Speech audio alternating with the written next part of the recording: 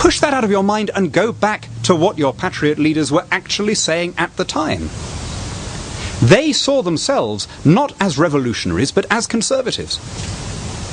In their minds, they were simply fighting for what they had always assumed to be their rights as freeborn Englishmen.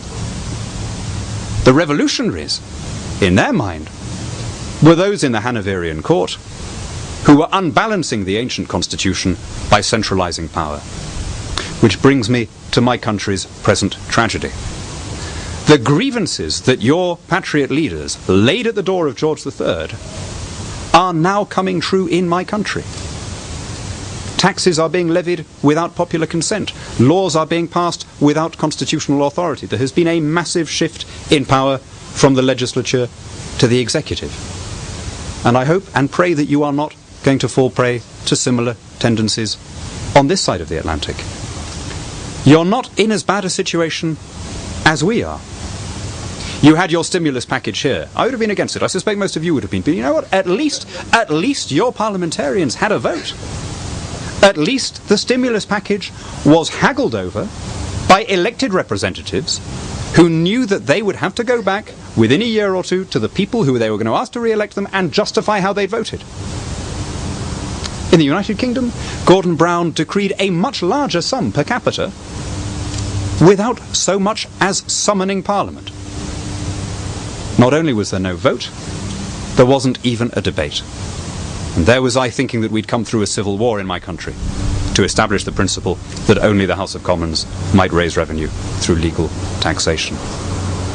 That's the thing that we're fighting against, this shift in power from citizen to state, from legislature to executive, from the elected representative to the unelected official.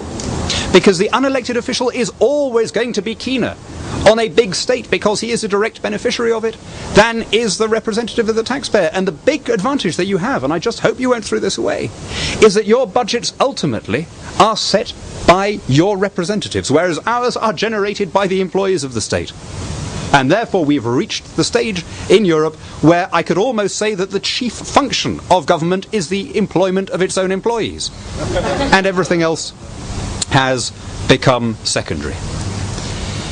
Thomas Jefferson, just before the Revolution, he predicted that there would be a large movement of people in this direction across the Atlantic, but very few would make the return journey. And how spectacularly true that turned out to be in a way that he couldn't possibly have imagined.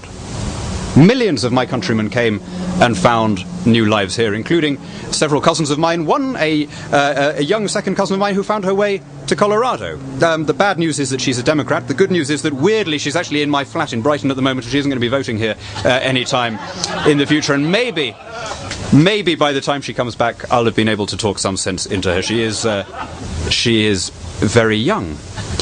But let me close, my friends. Yeah. Okay.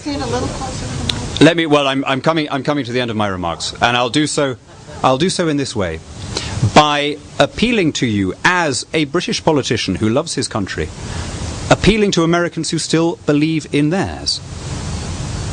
Honour the vision of the men who wrote your Constitution. Respect the most sublime document of its kind ever drafted by human intelligence. If you become more like the rest of the world, if you go down this path thinking that it will make you more popular, of spending more and having a European-style health system and a European-style social security system, it will make you less American, and it will betray the vision that your founders had. Because Jefferson's vision, when he said lots of people will come here, he didn't think that there was something unique about American soil, or about American skies, or about the gene pool of the people. He believed that the blessings of America were intrinsic in the form of government, and that if other countries copied that form of government, they too could share in the fruits of its success. And how spectacularly that came true. The promise of your Constitution didn't serve only to make you rich and free.